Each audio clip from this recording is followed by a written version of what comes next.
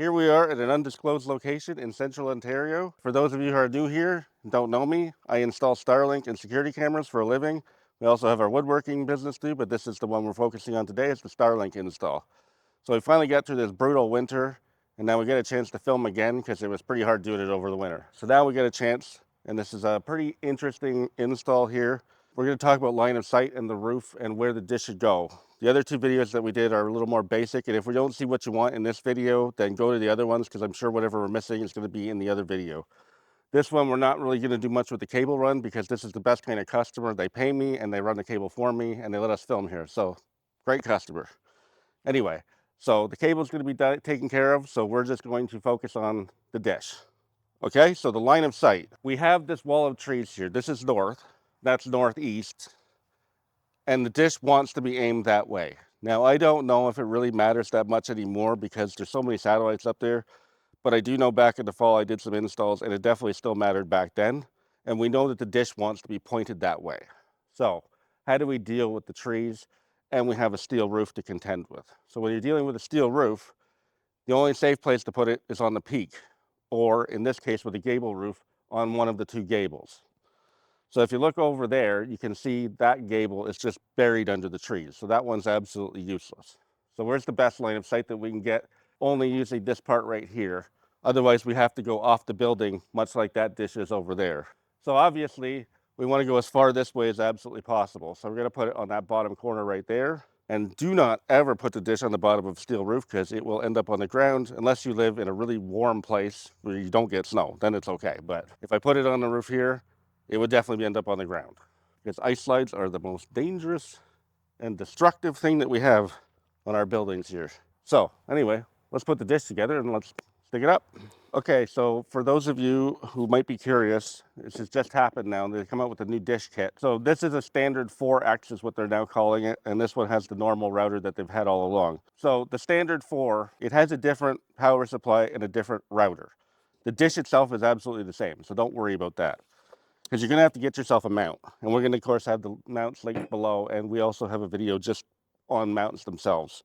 Because this thing, that's no way to mount it.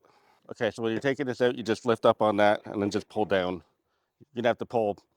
I had to pull pretty hard there, so most of the time it's not near as hard as this. But that's what happens when you're on camera. With this particular mount, we get our base plate, our J-arm, the top arm, and the part that mounts to the dish. Okay, so the arm can go this way, or it can go this way. If you go this way, it goes more further out. If you go this way, it goes more up. So we're going to go more up because we want the extra height because it probably is going to overhang the roof a little bit. So we still have to concern ourselves with ice slides to some extent. And in case you're wondering, Starlink does not make a mount like this. This is an aftermarket one from Amazon, which once again will be linked below, but this is kind of the best universal arm for anything. Okay, so I'm just going to snug it a little bit.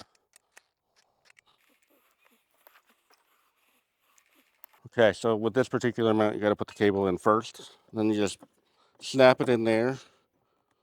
Make sure it seats in all the way. And what I like to do with this is I push it in like that, and then I just make sure that it's over top of that foam that I stuck down. Because sometimes it doesn't want to go in all the way. And if you put these little set screws in there first, you can't see that. So now I know it's right where it needs to be, so I'm going to fasten it all down. Okay, now, so for this part, the dish itself is going to want to be slightly tilted. When you set it on the ground on the stand, it's going to show you kind of the tilt that it's going to have. So it's going to be something like this. But the app will tell you if it needs to be adjusted. So I'm just going to snug it. So there we go. Nice thing about this, two pieces. So I just got to go put this up, take that up, and slide it on. Here I go to put it up. Okay, so I got a bit to consider here because the foot's going to be a little bit bigger than what the fascia is. And then I got this flap here. So that's going to just pinch down. So I'm just going to put it up there. And I preemptively drill the hole there because these ones aren't going to have much to bite into. Okay, so then I'm just going to make sure it's relatively level. Just want it to look decent. It doesn't matter if it's perfectly level. Minimum 3 bolts, but more if you can do it. Okay, same thing. Make sure it's level. Tighten it down. Okay, just go grab the dish now. snug it just a little bit so if it's windy out, it doesn't want to flop around. But we're gonna have to fine tune this. So now I'm gonna go plug the dish in and we'll get it warmed up so we can fine tune it. Okay, so as you can see right now, I'm just giving you a shot of my phone. The tilt is a little bit off. You can see that it's kind of lined up in that square there, so I'm going to go up and we'll see how much I can show you, but I'm just going to adjust the tilt until it says that it's aligned and then I'll lock it all down. Trying not to drop your phone while you're doing this.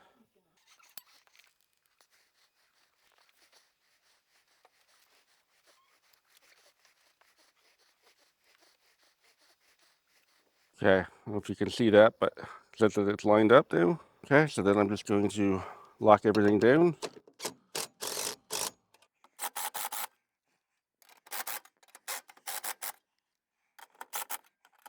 So now I just got to put some cable ties on and then some clips and then we're done.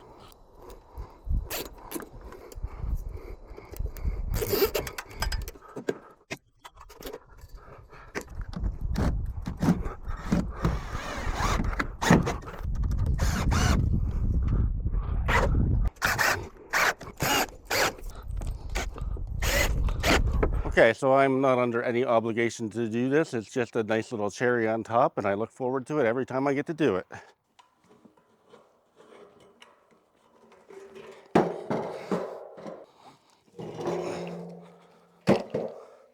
Oh look, X marks the spot.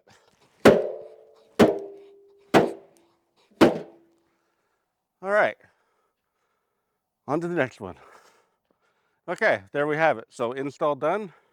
It's up and running. We got the passwords and everything like that. The old hunk of junk dish is down. If you're interested in Starlink, we do have videos on the deals that they have available. We also have a link down below with the referral code that will give you a free month of internet. So like I said before, if there's something that's not in this video and you're looking to do the install yourself, just check out one of our other videos. I'm sure it's in there somewhere. Please like, subscribe. If you can, hype this. And if you felt like we saved you some money, perhaps you wouldn't mind going to the Buy Me a Coffee to give us a little donation as a thank you. We really appreciate it. So anyway, so upcoming videos in the near future, we're gonna start doing camera installs, camera layouts, other things with security, and probably some more Starlink installs. And hopefully we'll get into some other things that are more DIY that are not this. It just happens to be what's going on right now. So anyway, stay tuned for that.